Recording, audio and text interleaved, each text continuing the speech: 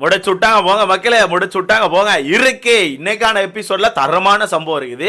அதுவும் நீங்க எதிர்பார்த்த ஒரு சம்பவம். இதுக்கு முன்னாடி நம்ம போட்ட வீடியோஸ் எல்லாத்துலயுமே கமெண்ட் செக்ஷன்ல ஒரு சில பேர் வந்து ஒரு கொஸ்டின் கேட்டிருந்தாங்க.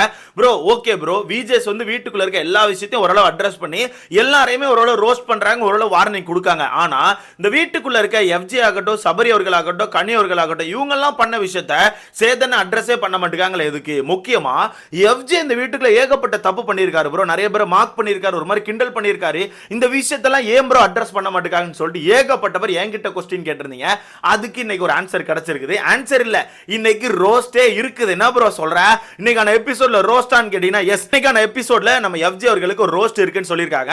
எதுக்குன்னா நேத்துக்கான எபிசோட்ல ஒரு விஷயத்தை கவனிச்சிருப்பீங்க. பாரு அவர்கள் திவாகர் வந்து பேசிட்டு இருக்கும்போது பின்னாடி ஒரு மாதிரி ரியாக்ஷன் கொடுத்திருப்பாங்க. அதுக்கு நம்ம சேதனை டென்ஷன் ஆயிட்டு பாரு எழுப்பிட்டு இந்த மாதிரி விஷயத்தை பண்ணாதீங்க, சும்மா அட்டென்ஷன் சீக்கிங் இந்த மாதிரி விஷயத்தை பண்ணிட்டு இருக்காங்க, சரியா? நான் உங்ககிட்ட பேசினேன், உங்ககிட்ட ஏதாவது கொஸ்டின் கேட்டேன்னா இல்ல அப்புறம் அமைதியா உட்கார்ந்துருங்க, தேவையில்லாம இந்த மாதிரி பண்ணாதீங்க, இந்த மாதிரி விஷயத்தை நான் பொறுத்துட்டு இருக்க வேண்டிய அவசியம் எனக்கு கிடையாதுன்னு சொல்லிட்டு ஒரு மாதிரி ரூடா பேசியிருப்பாங்க. அதே மாதிரி இன்னைக்கு எஃப்ஜே அவர்கள் எபிசோட்ல ஒரு சில விஷயங்கள் பண்ணிருப்பார் போல. எனக்கு தெரிஞ்சு சேம் அதே மாதிரி ஏதோ ரியாக்ஷன் கொடுத்திருக்காரு. அதுக்கு நம்ம சேதனை பயங்கரமா ரோஸ்ட் கொடுத்திருக்காங்க போல. அது என்னென்ன விஷயங்கள் அப்படிங்கறத மொத்தமா பாத்திரலாம். பட் நீங்க யோசிப்பீங்க கண்டிப்பா, பட் இருந்தாலும் எஃப்ஜே பெருசா டச் பண்ண மாட்டேங்காங்க ப்ரோ, அது உண்மைன்னு சொல்லிட்டு எனக்கும் அப்படி ஃபீல் ஆகுது. அது ஏன் எதுக்கு டச் பண்ண மாட்டேங்காங்க அப்படின்னு சொல்லிட்டு எனக்கு ஒரு சின்ன ஐடியா இருக்கு, அதை நான் மொத்தமா சொல்றேன். அது மட்டும் இல்லாம ஒயில்ட் கார்டை பத்தி ஒரு அப்டேட் இருக்குது. என்ன ப்ரோ சொல்ற? காலையில தான் அப்டேட் கொடுத்தா திருப்பி அப்டேட்டான்னு கேட்டீங்கன்னா ஆமா ப்ரோ, ஒயில்ட் கார்டில் இது பயங்கரமான ஒரு அப்டேட். ஆக்சுவலா நேத்து ஒயில்ட் கார்டு 4 பேர் வந்தது உண்மை, நேத்து ஷூட் பண்ணது உண்மை. ஆனா அது வீட்டுக்குள்ள வர்றதுக்கான ஷூட் இல்லையா? என்ன ப்ரோ பேசுற, என்ன பேசுற அப்படின்னு கேட்டீங்கன்னா ஐயா ஆமா ஐயா, நம்மளை ஏமாத்திட்டாங்க ஐயா. ஆக்சுவலா நேத்து ஒயில்ட் கார்டு 4 பேர் வந்திருக்காங்க ப்ரோ. இந்த 4 பேர் தான் வீட்டுக்குள்ள வரப்போறாங்க, ஓகேவா? இந்த 4 பேரை நேத்து கூட்டு இந்த எபிசோட்கான ஷூட் முடிஞ்ச பிறகு தனியாக ஒரு ஷூட் மாதிரி பண்ணியிருக்காங்க. பட் அந்த ஷூட் என்ன ஷூட் அப்படிங்கிறத நீங்க நாளைக்கு கவனிக்க ஆரம்பிப்பீங்க. ஸோ நீங்களே பார்த்து தெரிஞ்சுப்பீங்க. ஸோ இருந்தாலும் இந்த இடத்துல நான் ஒரு விஷயத்தை உங்கள்கிட்ட சொல்லிக்கணும்னு சொல்றேன். ஒயில்ட் கார்டு வந்து நேத்து உள்ள போல ப்ரோ, யாருமே இன்னும் இந்த வீட்டுக்குள்ள போல, ஓகேவா?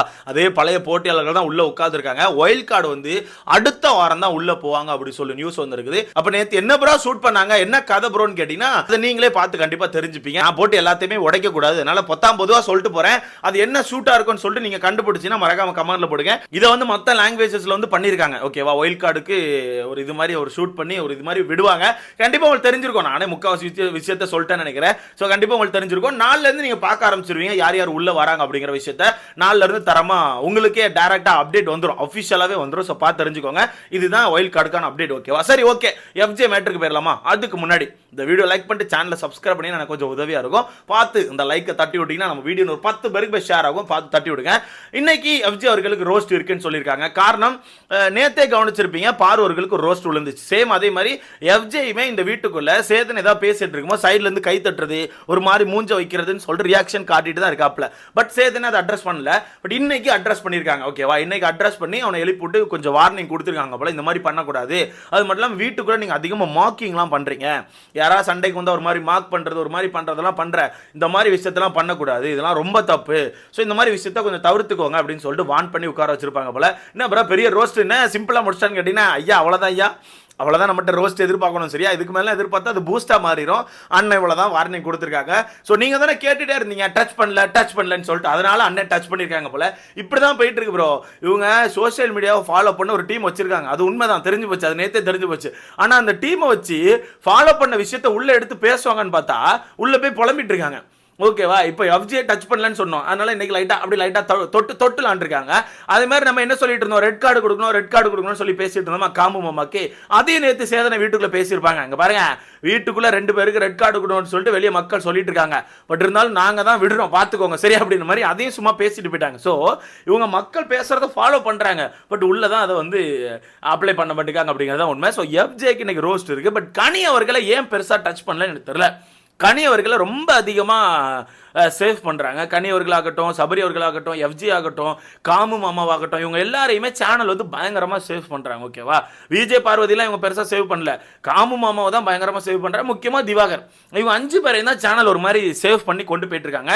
மேபி இந்த 5 பேர் வந்து டாப் 5 வர்றதுக்கான வாய்ப்புகள் கூட அதிகமாக இருக்குது. என்ன ப்ரோ டாப் 5 அப்படின்னு கேட்டிங்கன்னா எஸ். ஏன்னா இதுக்கு முன்னாடி உள்ள சீசன் எபிசோட்ஸ்லாம் நீங்க கவனிச்சீங்கன்னா கேப்டன்சியை தனியா கேட்டு கேப்டன்சியை போட்டு அடிப்பாங்க, கேப்டன்சி பண்ண தப்பை எடுத்து போட்டு உடைப்பாங்க. கேப்டன் பதவியில இருந்த ஆளுக்கு வந்து உங்களுக்கான கேப்டன்சி சரியில்லை அப்படிங்கிற விஷயத்த உங்களுக்கு சொல்லி புரிய வைப்பாங்க.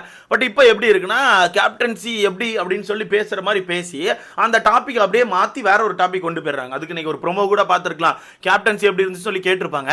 கேட்டுட்டு நம்ம காமம்மா எழுப்பிட்டு காமம்மா வளரணும்னு அதை வச்சு அப்படியே விஜய் பார்ட்டு கொண்டு போயிட்டு அப்படியே விஜய் பார்வை கலாய்ச்சி அப்படியே அந்த விஷயத்தை அப்படியே கடந்து கொண்டு போயிட்டு இருக்காங்க. அந்த மாதிரி தான் இன்னைக்கான எபிசோட்ல இருக்கு போல. பெருசா கேப்டன்சியை பத்தி எடுத்து பேசவே இல்லை போல. அதுதான் ரொம்ப சேஃப் பண்ணி கொண்டு போயிட்டு இருக்காங்க. இவங்க எல்லாரும் தான் அப்படி கொண்டு போகணும் அப்படின்னு முடிவு பண்ணிட்டாங்க. அதுதான் அப்படி பண்ணிட்டு இருக்காங்க. பட் எஃப்ஜே டச் பண்ணியிருக்காங்க. ஆனா எஃப்ஜே உண்மையாவே இந்த வீட்டுக்குள்ள ஒரு செல்ல பிள்ளை மாதிரி தான் சுத்திட்டு இருக்கான். இதை பத்தி நம்ம நேத்தே பேசியிருப்போம். நீங்க நல்லா கவனிச்சீங்கன்னா இந்த வீட்டுக்குள்ள எனக்கு தெரிஞ்சு எஃப்ஜேக்கு பிக் பாஸ் பயங்கரமா ஸ்பேஸ் கொடுக்குறாரு. அப்பப்போ கூட்டு பேசுறதாகட்டும், ஏதாவது ஒரு விஷயம்னா எஃப்ஜே கூப்பிடுறது, இல்ல அந்த அந்த லிவிங் ஏரியால எல்லாரும் வந்து உட்கார்ந்தா ஃபர்ஸ்ட் இன்ட்ரோ மாதிரி நம்ம எஃப்ஜே வந்து ஒரு பீட் பாக்ஸிங் பண்றது, அந்த மாதிரி விஷயங்கள் வந்து பிக் பாஸே ஆட்டோமேட்டிக்கா எஃப்ஜேக்கு வந்து ஸ்பேஸை கிரியேட் பண்ணி கொடுத்துட்டு இருக்காரு. ஓகேவா, அது எதுக்குன்னு எனக்கு தெரியல. இந்த மாதிரி வேற யாருக்குமே பண்ண மாட்டேங்காரு. அப்படி பார்க்க போனா விக்கல்ஸ் விக்ரம் வீட்டுக்கு காமெடி பண்ணுவாரு.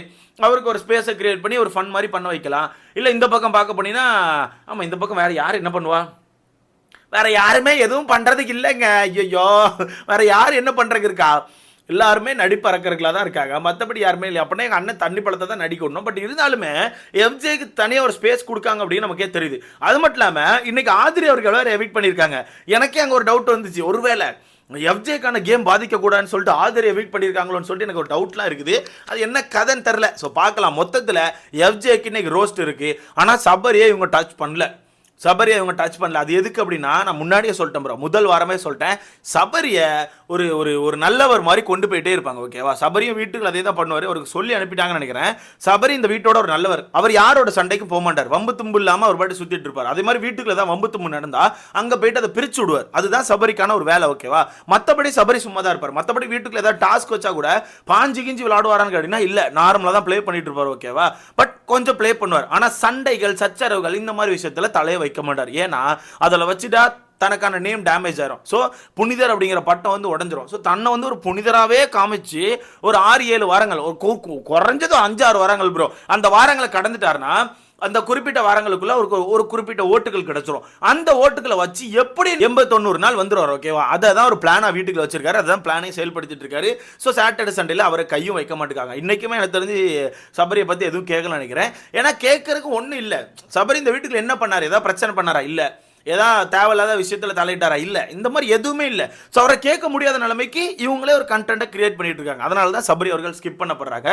ஸோ பார்க்கலாம் என்ன நடக்குன்னு சொல்லிட்டு.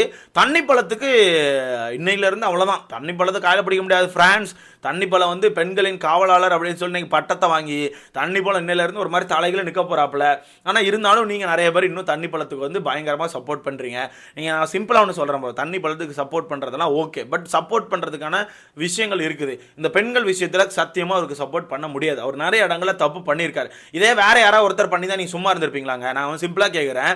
தண்ணி பழம் வந்து ஒரு பொண்ணோட முடியை மோந்து பார்க்குறக்கும் உடம்பு மோந்து பார்க்குறக்கும் நீங்கள் ஃபன்னு விடுற ஆட்கள். இதே நம்ம காமு மாமாவோ இல்லை எஃப்ஜேயோ இல்லை சபரியோ பண்ணி தான் நீங்கள் சும்மா விட்டுருப்பீங்களா? உங்ககிட்ட சிம்பிளாக கேட்குறேன். காமு மாமாவோ எஃப்ஜேயோ சபரியோ இந்த வீட்டுக்குள்ள இதே மாதிரி யாரோ ஒரு முடியை எடுத்து மணக்குதுங்க, உடம்பு மணக்குதுங்க, இந்த மாதிரி பண்ணால் நீங்கள் சும்மா விட்டுருப்பீங்களா? விட்டுருக்க மாட்டீங்கல்ல, கண்டிப்பாக விட்டுருக்க மாட்டீங்கல்ல. இதே நம்ம காமு மாமா விடுறோமா? இல்லை, காமு மாமா போட்டு அடிச்சுட்டு இருக்கோம்ல, காமு மாமா சின்னதாக டபுள் மீனிங்கில் பேசுறதுக்கும் அடிக்கிறோம்ல, அதே மாதிரி தானே தண்ணி பழமும். அதே மாதிரி தானே தண்ணி பழமும் படுத்து கிடந்து அந்த சின்ன பொண்ணு சுபிக்ஸ் அப்படி நடந்து போகும்போது சுபி அப்படிங்கிறதுனா தப்பு தானே இல்லையா? சொல்லுங்க, தப்பு தானே? அப்போ இதுக்கெல்லாம் நம்ம முட்டு கொடுக்க கூடாதுல்ல. முட்டு கொடுக்கறதுக்குன்னு ஒரு சில இடங்கள் இருக்கு ப்ரோ. ஒரு சில இடங்கள்ல அவரை காப்பாற்ற நம்ம ட்ரை பண்ணலாம், பட் ஒரேடியாக நம்ம காப்பாற்றக்கூடாது. இந்த வீட்டுக்குள்ள சபரி அவர்களே ஒரு கட்டத்தில் போயிட்டு திட்டிருப்பாரு, ஏய் நீ பண்ற தப்புன பெண்கள் விஷயத்துல ரொம்ப தப்பா போற மாட்டி பண்ணேன்னு சொல்லிட்டு. ஏன் சபரி திட்டணும்? அப்ப வீட்டுக்குள்ள ஒரு கண் கூட பார்க்க போய் தானே திட்டுறாரு. ஏன் நம்ம விஜய் பார்வதி திட்டலையா, தொடாதனே தள்ளி நின்று பேசுறேன்னு சொல்லிட்டு? எல்லாருமே பண்ணிட்டு தான் இருக்காங்க ப்ரோ. எல்லாருமே அந்த தண்ணி பழத்தை ஒரு மாதிரி தள்ளி விட்டுட்டு தான் இருக்காங்க. பட் தண்ணி பழத்தை ஏதோ இன்னைக்கு காப்பாத்திட்டாங்க. சேனலும் பயங்கரமா முட்டு கொடுத்து காப்பாத்தி இருக்குது. பட் எனக்கு தெரிஞ்சு அது ரொம்ப நாள் கிடையாது. கண்டிப்பா மாட்டுவார்னு எனக்கு தோணுது. வெயிட் பண்ணி பார்க்கலாம். இதை பத்தி உங்களுக்கான கருத்துன்னு சொல்லிட்டு மறக்காம கமெண்ட்ல போடுங்க. அடுத்த வீடியோல பார்க்கலாம்.